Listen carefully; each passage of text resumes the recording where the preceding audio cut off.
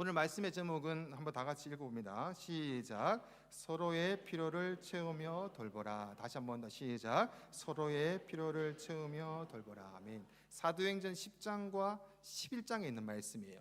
말씀이 신앙이 처음이신 분들은 좀 어려울 수 있는데 이 말씀이 조금 쉽게 오늘은 좀 얘기를 하고자 합니다. 10장 말씀과 11장 말씀은 한 사건을 똑같이 다루고 있어요. 무슨 사건이나 하면 유대인들 가운데 이방인에게 처음으로 복음이 전파가 되고, 복음이 처음으로 전파되는 가운데 사도 베드로가 고넬료라는 이방인의 집에 백부장이라 그래서 장군이죠. 100명의 군사를 다스리고 있는 백부장에게 가가지고 성령이 막 임하시고 난리가 났어요. 막 구원을 받고 돌아왔더니 야, 너 왜 이방인한테 가가지고 그런 일을 했어? 라고 해서 사람들이 굉장히 뭐라를 한 거예요. 그러면 이게 배경이 좀 알아야 되겠죠. 이스라엘 백성들은 선민의식을 가지고 있어요. 하나님의 택한 백성이다. 우리는 하나님의 택한 백성이기 때문에 자신의 백성이 우월한 거예요. 다른 민족보다. 다른 민족을 천대시 여겼어요. 이방 땅에 갔다 오면은 일주일 동안 구별해서 성결할 수 있는 의식을 지내야 될 정도로. 왜? 더러운 땅에 갔다 왔으니까. 우리는 선하고 우리는 선민인데 더러운 땅에 갔다 왔으니까 우리는 이 정결 예식을 걸쳐야 돼. 이런 것이 있었어요. 이 민족주의이죠. 민족이 우월한 거. 우리 학생회와 함께 나누면서 민족주의 누가 빠져 있어? 그럼 얘기를 했었어요. 독일이 들어가고, 그 다음에 지금 이스라엘도 그렇고 파키스탄 전부 다 민족주의하고 종교가 합작을 해가지고 아이고 사정없이 다 죽여 나가지 않습니까? 독일 유태인 학살이 일어나고, 유태인만 일어났습니까? 집시들도 다 학살이 일어났습니다. 더 잔인했었어요. 나라가 그나마 없으니까 집시에 대한 해결은 잘 일어나지 않고 있지만은 일본은 말할 것도 없죠. 한국이라고 없을까요? 중국이라고 없을까요? 수많은 민족주의 가운데 수많은 학살이 일어났습니다. 대표적인 한국의 예가 뭡니까? 삼족을 멸하리라 이러면 애고 뭐고 싹 다 밀어버리는 거예요. 종까지 싹 다 밀어버려요. 한국이. 이거 지금 이스라엘 보면서 너무 잔인하다. 똑같습니다. 민족주의에 빠지고 그것이 종교와 결탁했다가는 어마어마한 사륙이 벌어지는 것이 우리가 역사 가운데 알고 있어요. 지금 그렇게 우월주의에 빠진 이스라엘이 있는데 사도 베드로라고 다르겠어요? 똑같았어요. 이방인에게 어떻게 복음이 들어가냐? 말도 안 된다. 그런데 구약에 과연 그런 예언이 없었을까요? 하나님은 분명히 말씀하셨어요. 이방인에게 구원이 선포되는 것을, 예수 그리스도가 퍼져나갈 것을 분명히 말씀하셨음에도 불구하고 선민의식에 빠져서 듣고 싶은 것만 들어서 들리지 않는 거예요. 그런 백성에게 이제 하나님께서 성령이 임하셔서 교회가 시작되고 나서 성령께서 역동적으로 일을 하기 시작하십니다. 베드로에게 환상이 보이는 거예요. 어느 날 하늘에서 바구니가 내려오는데 성경에서 더럽다고 한 모든 거 다 들어있는 거예요. 하나님 먹으라 막 그런 거. 못 먹어, 이 더러운 거 먹지 마라 그러셨잖아요. 안 먹어요. 내가 선하다고 하는데, 내가 깨끗하다고 하는데 왜 안 먹어? 먹으라. 이 일이 3번이나 하나님이 설득해 가십니다. 베드로를. 하나님 선하지 않아요. 하나님이 선하다. 내가 선하다고 하지 않느냐? 선해요. 선하지 않는다. 이 싸움이 어디서부터 시작되었을까요? 내가 선을 정하는 거예요. 하나님이 선하다고 한데도 불구하고 아니에요. 선은 이거예요 라고 얘기했던 것은 바로 아담과 하와가 지은 선악과를 먹은 죄부터 시작되었습니다. 선악과를 알게 하는 나무의 실과를 먹음을 통해서 내가 하나님과 같이 되어서 선이 무엇인지 악이 무엇인지를 내가 결정한다는 거예요. 그 오류에 범하게 됩니다. 그것이 베드로에게도 그대로 있습니다. 아니요 하나님, 이거는 악한 거예요. 하나님이 내가 선이라고, 내가 선하다고 하잖아. 왜 네가 그렇게 기준을 삼아? 계속 말씀을 듣고 나름대로 한다고 하는 것이 바로 하나님의 길을 계속해서 막고 있었던 것입니다. 엄청난 우리에게 큰 이 도전이 돼야 돼요. 여러분은 주일 말씀이 되고 계속해서 말씀을 보는 것들이 내 중심적으로 보다가는 하나님이 선하시다고 하는데도 불구하고 아니에요, 내가 선한 거예요. 하나님 이거 하셔야 돼요. 하나님 이걸 하셔야 되고 내 계획 가운데 이렇게 진행하셔야 돼요 라는 것이 우리들의 삶이 아닙니까? 하나님이 선하시다면 우리가 수많은 기도 제목 가운데 하나님이 선하신 대로 좋은 것을 주실 거예요. 나에게 맞지 않다 하더라도, 원로 목사님이 되지 않고 생명을 잃어버린다 할지라도 하나님이 그 일이 선하시다고 하면 우리에게 가장 선하신 거예요. 하나님 보시기에 선하신 거니까. 하나님이 선한 것만 택하는 것이 아니라 하나님이 선하시기 때문에 하나님이 하시는 모든 일들이 선한 거예요. 우리가 그 기준과 가치를 분명하게 세워서 늘 말씀을 볼 때 우리가 성령이여 말씀하여 주시옵소서, 깨닫게 하시옵소서, 내 가치와 기준을 모두 내려놓게 해주시옵소서, 이런 기도를 날마다 하면서 가야 됩니다. 지금 그 사건 가운데 성령께서 지금 역동적으로 일하시지 않습니까? 베드로에게만 그렇게 일하실까요? 아니요, 고넬료에게도 일하십니다.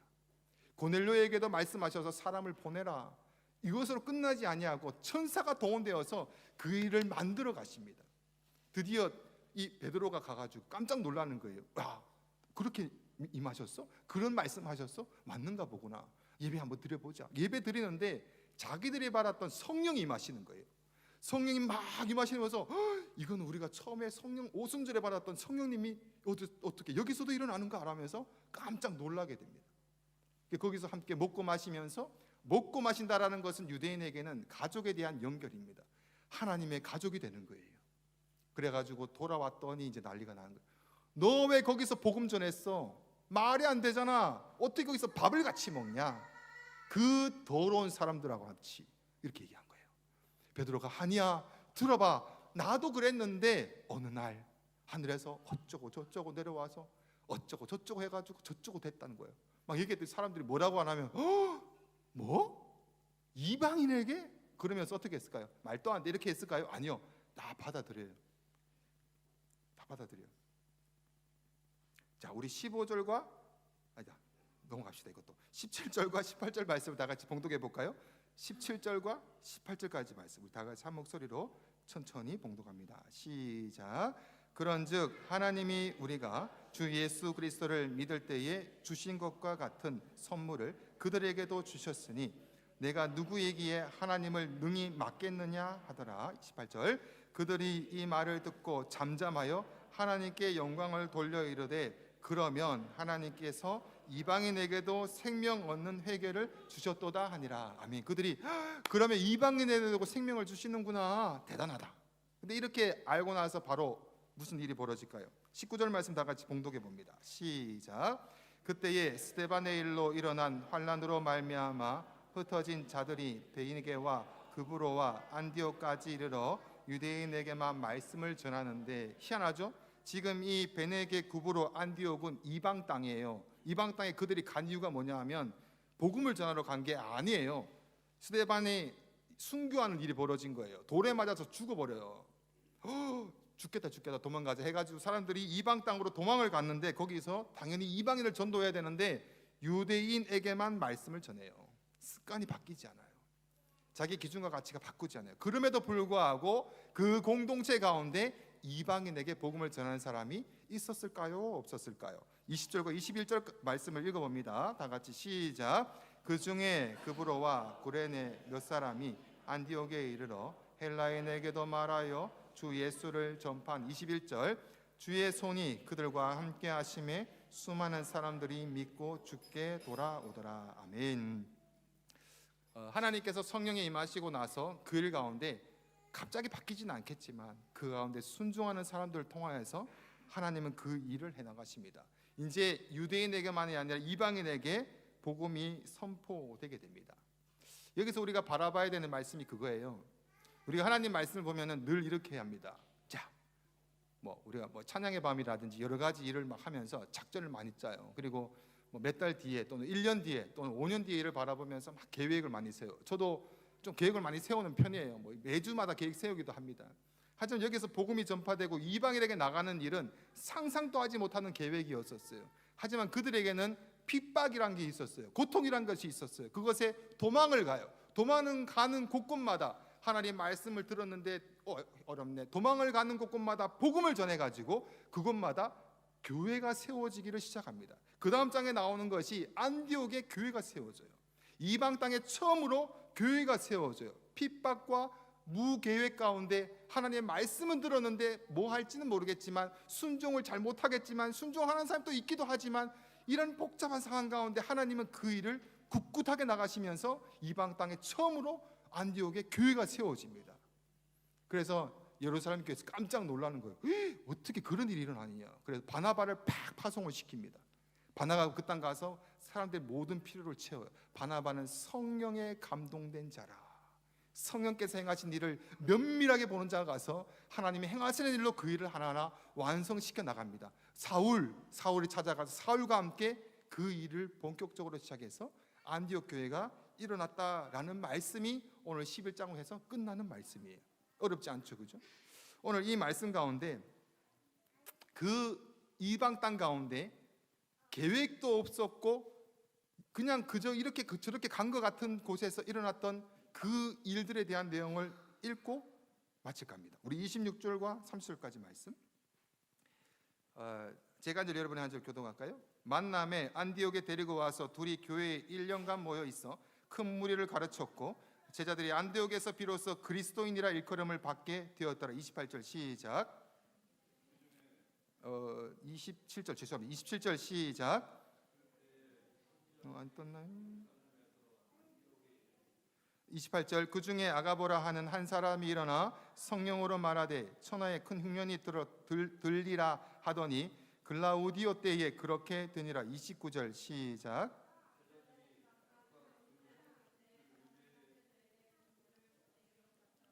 좋았어요. 자, 다시 한 번 더 29절 큰 소리로 시작.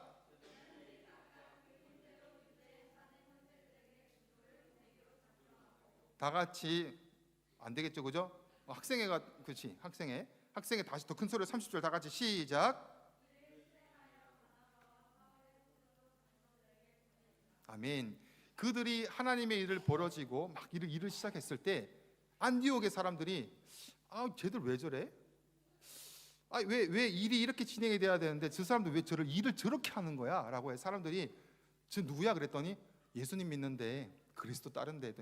이런 예수쟁이들, 저런 비아냥되는 말이 저 그리스도인들이라는 말이에요. 여기 나오는 그리스도인이 그리스도인이구나 이게 아니에요. 저런 그리스도를 믿는 것들이라고 그들은 나쁜 의도로 그리스도인이라는 칭함이 나오는데 성경에 처음으로 등장하는 그리스도인이라는 단어가 됩니다. 하나님의 일을 하면서 하나님의 사람들은 제가 찬양의 밤을 설명해서 얘기했죠. 우리 가운데 바른 가치와 기준이 세워져서 우리 가운데 섬기는 이유와 헌신하는 모든 이유와 삶에서 행하는 모든 관계적인 모든 일들이 우리 교회의 공동체 가운데 배워가야 돼. 습득이 되고 훈련이 되고 단련이 되어져야 됩니다. 그래서 이 사람들이 삶으로 나갔을 때 사람들이 뭐 일을 저렇게 해? 이렇게 해야지 왜 저렇게 해? 쟤는 저렇게 하면 일이 반대로 돌아가지라고 분란이 일어나야 됩니다. 그리스도인들이 가는 곳곳마다 알고 보니까 예수님 믿는 사람이었던 거예요. 알고 보니까 예수님 믿는 사람이었던 거예요. 요즘 시대가 어떤 시대입니까? 개인주의 시대지 않습니까? 가치를 따집니다. 얼마나 가치를 따졌으면 독일에 학교 가면 아이들이 얘가 초대하면 얘 집에 우리도 한번 초대해야 돼. 얘가 초대하면 나도 초대해야 되고 생일 얘를 초대하면 나도 생일 초대해야 돼. 주고받아야 돼. 기브 인 테이크가 정확해야 돼. 정확하지 않으면 욕을 먹어요. 우리 교회도 지금 우리는 뭐 교회 세를 많이 내고 하지 않고 선거 받고 이렇게 하는 입장이지만 우리는 깨끗하게 치워요. 다 정리를 하고 막 바닥 쓸고 화장실에 있는 더러운 휴지 다 끄집어내가지고 담아요. 그런데 원래 독일 교회는 그렇게 하지 않아요. 왜? 돈 주고 치우는 사람을 구했으니까. 청소하는 사람 구했으니까 그거는 그 사람의 일이니까. 교회가 섬기기 힘들어하는 내용이 있으면 돈 주고 사람을 써서 그걸 해요. 돈 주고 하면 되니까. 이 가치가 얼마나 무섭냐면요. 학교를 가든 어디 갔어요. 떨어져 있는 쓰레기 하나 안 주워요. 왜? 청소하는 사람이 있으니까. 내일이 아니니까. 이게 세상적인 가치와 기준입니다. 돈을 주는 것도 아닌데 그 일을 내가 왜 하는 거예요? 사람을 보는 것이 아니라 그 공동체를 보는 것이 아니라 돈을 보는 거예요. 이 가치가 세워지면 전쟁이 일어납니다. 환경이 파괴됩니다. 왜? 내가 정정당당하게 하는 것인데 법적으로 문제가 없잖아. 이거 하나님의 기준이 아닙니다. 저희 집사람이 이제 초등학교가 됐어요. 교사가 됐어요. 초등학교가 됐대. 초등학교 교사가 됐어요. 학교에 갔더니 공동으로 교사가 쓰는 주방이 있어요. 돈 주고 사람이 그걸 하는 일은 따로 있으니까 불편해도 방해돼도 괜찮아. 쌓고 쌓이는 컵. 이 집사람이 설거지를 시작한 거죠. 막 하니까 옆에 선생님들 뭐래요? 하지마. 돈 주고 하는 사람 따로 있어. 치를 필요 없어. 이렇게 얘기하는 거예요. 교회에서 섬기는 것은 뭐 이런 표현이 좀 그렇지만 돈을 내고 섬기지 않습니까? 헌금 내고 애들 밥 사주고 돈 다 쓸 거 하고 헌신할 거 다 하고 그렇게 해요. 왜 이렇게 해야 될까요? 우리는 이미 받은 것이 무엇이냐는 거죠. 절대적인 가치 위에 놓인 사람들이라는 거예요. 우리가 가진 것이 아니라 하나님이 주신 모든 것 가운데 복음이란 게 예수 그리스도의 십자가 가운데 받은 것이기 때문에 그것에 비교하면서 살아가는 삶을 살아갈 때는 기준과 가치가 달라질 수밖에 없는 거예요. 드디어 사람이 보이기 시작하는 거예요. 생명이 보이기 시작하는 거예요. 그래서 서로 대화가 달라지는 것이고 네 일 내 일로 구별하는 것이 아니라 옆에서 지그시 보면서 도와줄까라는 음성이 나오기 시작하는 거예요. 힘들지라는 음성이 나오기 시작하는 거예요. 하지만 요즘 누가 그렇게 합니까? 쟤는 일을 저래 못하니까 이제 얼마 안 가겠네라는. 그래서 외롭고 쓸쓸하지만 혼자서 살아가는 삶의 인생이 되어가는 사회 가운데 그리스도인들이 왜 세상에 나가서 저 그리스도인들 이렇게 욕먹어야 됩니까? 바로 그들에게 필요를 채워주는 일을 하라라고 명령하십니다. 필요를 채워주라. 겸손하게 행하라. 온유하게 행하라. 오래 참으면서 그들에게 다가가 주라. 그렇게 말씀합니다. 히브리서 10장 24절 말씀에 이런 말씀으로 우리를 격려합니다. 또 우리도 서로를 돌보면서 이런 격려를 해야 됩니다. 다 같이 히브리서 10장 24절 시작. 서로 돌아보아 사랑과 선행을 격려하며. 없나요? 없나요? 없네요. 서로 돌아보아 사랑과 선행을 격려하며 라고 합니다. 그리고 이전의 말씀이 또 약속하신 이는 미쁘시니 우리가 믿는 도리의 소망을 움직이지 말고 굳게 잡고. 이 말씀이 좀 쉽게 말씀을 드리면 쉬운 성경법이 이렇게 나와요. 또 우리에게 약속하신 분은 신실하시니 우리는 흔들리지 말고 우리가 고백하는 그 소망을 굳게 지킵시다 라고 해요. 어디에 약속이 있나 하면 하나님의 약속하신 분, 그 하나님이 신실하시기 때문에 흔들리지 마세요. 하나님이 신실하세요 라고 말씀하세요. 하나님이 신실하십니다. 나는 실력이 없고 나는 무능하고 나는 어떻게 할 수 있는 것도 잘 모르겠다 할지라도 그래서 흔들리기도 해서 모이는 것도 좀 힘들 수도 있어요. 힘내는 것도 힘들 수 있어요. 하지만 우리에게 하나님이 신실하시기 때문에 내가 그 하나님을 믿고 바라본다면 그 길을 갈 수가 있다라는 것입니다. 우리 교회 공동체가 이것을 배워갔으면 좋겠습니다. 우리 공동체가 세상적인 여러 가지 가치와 기준이 아니라 그런 세속적인 일들 가운데 많이 물들어져 있어요. 왜 없겠습니까? 이것들을 계속해서 내려놓으면서 계속해서 교회 공동체 가운데 단단하게 말씀대로 그것을 배워가 봅시다. 그래서 지금 거의 한 90명 될 것 같아요. 90명이 정말 단단한 교회 공동체 가운데 서로 필요가 말하지 않아도 우린 그렇잖아요. 좀 도와줄까? 아니요. 가족들을 생각해 보세요. 가족들의 눈에 보이는 게 도움이 다 보이죠. 가족이니까 다 보여요. 오히려 보이니까 놀리죠. 놀리고 가지고 싶지 막 놀리죠. 근데 그 필요를 너무나 잘 알아요. 가족들은 너무나 잘 알아요. 우리 교회를 뭐냐면 하나님의 권석이라고 성경은 얘기해요. 권석은 뭐냐면 가족이라고 그래요. 가족이라고 그래요. 우리가 서로 말하지 않아도 눈빛만 보고 그의 행동을 보면서 필요를 채워줄 수 있는, 다가갈 수 있는 교회 공동체가 된다면 그것이 세상의 가치와 기준의 세속적인 일이 아니라 주고받기식이 아니라 이미 내가 받은 게 다르기 때문에 그것이 시작된다면 우리 교회의 90명 가운데 여기가 바로 하나님의 나라가 경험되지 않을까요? 여기서 천국이 경험되지 않을까요?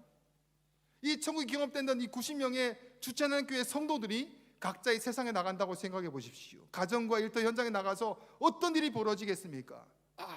다르게 보고 다르게 시각을 세워가는 거예요. 사람들에게 필요를 채워주고 있는 사람이 되는 거예요. 누구나 이제 힘들 때마다 그를 찾게 되는 거예요. 내가 그냥 힘들어, 좀 내 얘기 들어줄 수 있겠니? 거기서 복음이 전파되고 사람들이 일어난단 말이에요. 그리고 그것을 가지고 믿음의 사람들은 성령을 붙들면서 계속해서 기도해 나가는 거예요. 하나님, 이 사람을 왜 내게 붙여주셨습니까?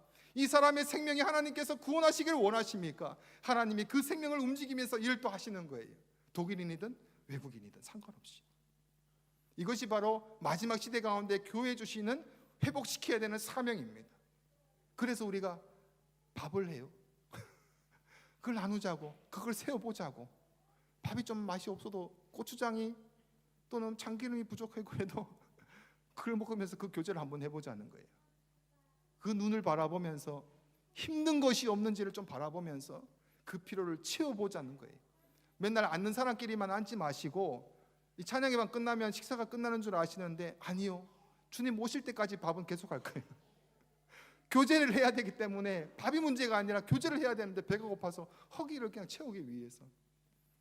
그래서 여러분들이 오늘 말씀 가운데 세워져야 될 교회 공동체를 다시 한 번 더 생각하시면서 삶이란 동떨어진 것이 아니라 교회 가운데 이미 그것이 잘 훈련될 수 있도록 주여 나를 인도하여 주시옵소서. 그렇게 세워가면서 이 땅 가운데 정말 하나님께서 필요해서 쓰시는 그 교회가 되시기를 축복합니다. 아멘.